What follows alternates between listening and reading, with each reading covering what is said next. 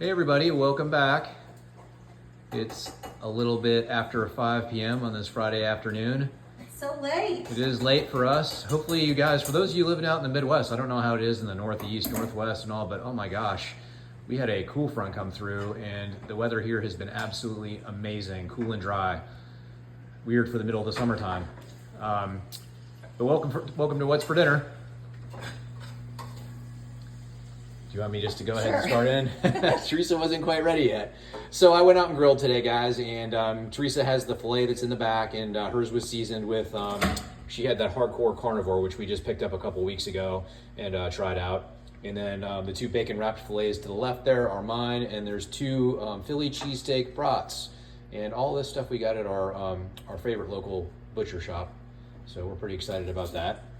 And then Teresa went ahead and air fried some wings in our well-loved air fryer, our Instant Vortex Pro we got on Amazon. Hopefully no kids show up because there's not much. Oh, right. There's only like 10 of those there. I mean, if the kids show up, we're going to be out of food really quick. And then Teresa took some of our ground beef that we have from a cow that we bought into, and she made like a goulash with it. So she did the ground beef along with some butter and put a little bit of eggs in it and scrambled it. So that's going to be super good. And then over here we have some scrambled eggs. Yep. What were you about to say, Farm fresh eggs. I don't like stuff like this, so. I do. But you do, and Blake wanted it for when he got off work, so. Yeah, the kids will dig into that good. And then you said these are farm fresh eggs over there. Yes. Yum. Okay. So will any of the stuff that we showed here tonight cause our our blood sugar, that comes first, our blood sugar and then our insulin to spike? And then why is that important? No, it won't. You have to eat sugar to get your insulin and your blood sugar and your insulin to spike. If you don't eat sugar, then it's not going to spike. What is sugar? Sugar is oatmeal, pasta, bread, potatoes, rice, cereal, yogurt, granola bar, bagels, all the things I used to eat in abundance. What about fruit, healthy fruit? Oh, fruit juices, yeah. So somebody yesterday was asking me, it was a gentleman who was a new patient of mine, and he was asking me about pears. And so he's like, I really like pears. And I was like, I bet so. Those are so sweet. Makes my mouth water thinking about them. So what I would say to things like this, when people want to eat fruit, I say, number one, what season is pears available in? I honestly don't know, but I feel like maybe it would be fall, but I don't know. And are you able to get that fruit in the area of the country that you're in? So, and if you're not a diabetic, if you're a diabetic, you got to say goodbye to those things because you want to keep that at bay. But he said, well, I really, really like strawberries. Well, we grow strawberries here. We have friends that have a strawberry field, but that season is past. So technically that season is done. Now we can get anything fruit-wise that you want, any time of the day, any day of the year at the local grocery stores, and some are even open 24/7. Not to mention the fact that the fruit that we're eating today is not the same fruit that our ancestors ate. It's a much higher sugar content. Right. They've been bred differently. They've been modified, and there's a lot of work that's been put into making the fruit more sugary, so it tastes better, and when people will buy it more. And they also do a lot of stuff too to make the fruit and vegetables last a lot longer on shelves and survive the transportation and whatnot. Yeah, when I first started talking about bananas on Facebook, people are like, "Oh, that's God's fruit." So I call the bananas sacred bananas. Because that's God's fruit. And I'm like, listen, y'all know I love Jesus, but he ain't made a fruit in a long time. Yeah. We have done things with our bananas, from what I hear, don't even look like the bananas of today. They had seeds. They weren't as sweet. I was just telling Mark the other day. Much smaller. Much smaller. If I was allowed to live this lifestyle, but I could eat fruit, I could live all day long without chocolate and cakes and all that other stuff because fruit is so sugary, especially when you get off of the sugar.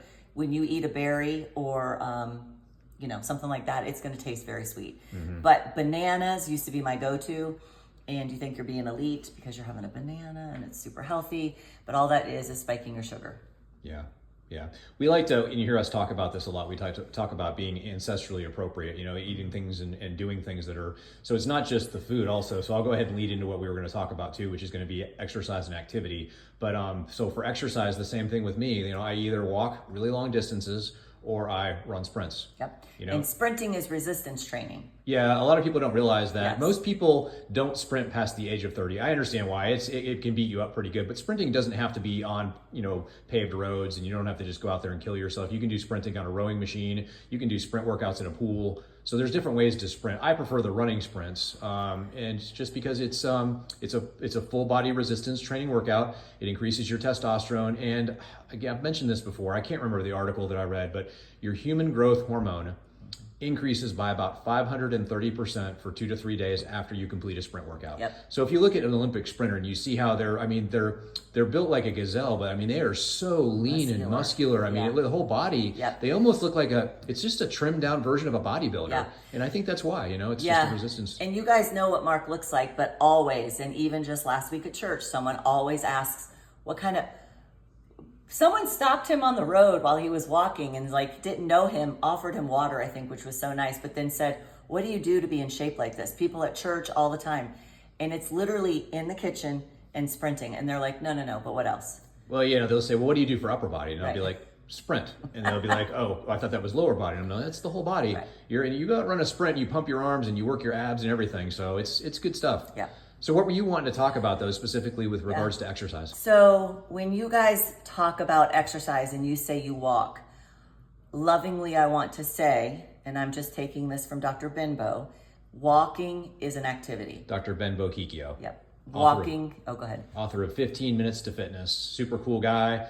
Met him at Low Carb USA, which you're representing today with your shirt. Yes. Sorry, I didn't want to cut you off, but I wanted to let everybody know who he does the SMART training workout. And so anyway, walking is an activity. Walking is not for exercise. Now you walk for 5 miles and you walk pretty fast, but still it's your sprinting is really where you're getting muscle building.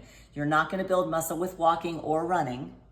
You are going to just be skinny fat. So when I was younger, like when Mark and I were just dating, I would leave my 9 to 5 at 5, go to the YMCA 3 days a week. I would work out in the weight room from 5:30 to 6:30. I would teach an aerobics class from 6:30 to 7:30, and then we'd play racquetball for a couple hours. She's not kidding. Not kidding. No, and then as we aged, it just continued from there. Okay, like you spent hours at the weight room, and I was always skinny fat because I was spending too much time on cardio, like running and aerobics, and not as much time as the weight room. As you age, you become insulin resistant because as you age, you lose muscle mass. You have to have muscle mass to keep your metabolism up. That is why you see frail elderly people because they have no muscle mass. After the age of 30, you lose 8% of your muscle mass every decade after age 30. Yeah. 30!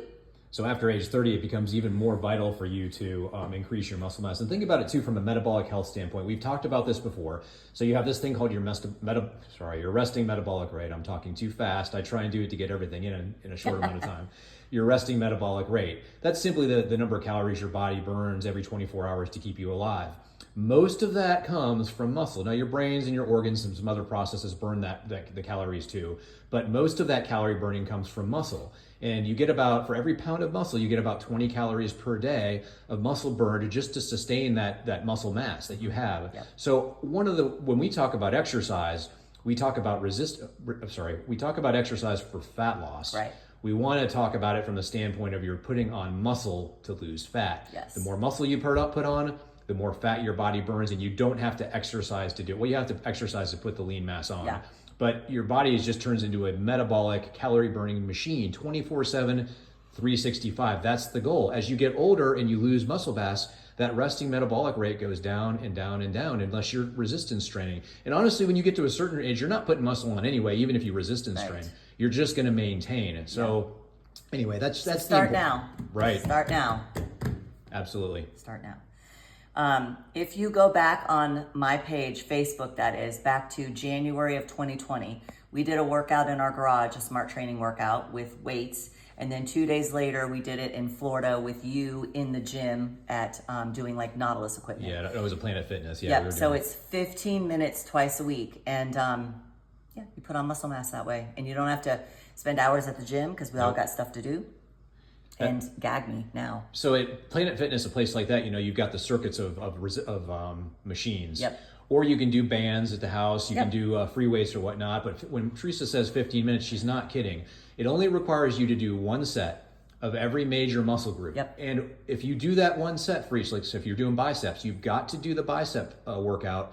You've got to do that set until you reach absolute muscle failure, because that's what's required to send the signal to your brain to say, hey, my muscles are not big enough and strong enough in their current form. I need to rebuild the muscles even bigger. Yep. Once you've done that in that set, that's it. You don't have to do it again. So twice a week, total body workout, 15 to 17 minutes each workout, and you're all set. You're good to go. And honestly, when I'm doing it, I just got up to 3, but I only can do 2 bicep curls because you are moving very slow. Yeah. Good. No, I'm just going to say, yeah. So what Teresa's talking about, the slow movement, is we do time under tension when we're doing that. I think it's beyond we just don't have the time to get into that right now. So but I think that's something that, if you go back and look at that video, January 2020, he is narrating while one of the boys is videoing me doing the workout. Totally. Yep. Yeah.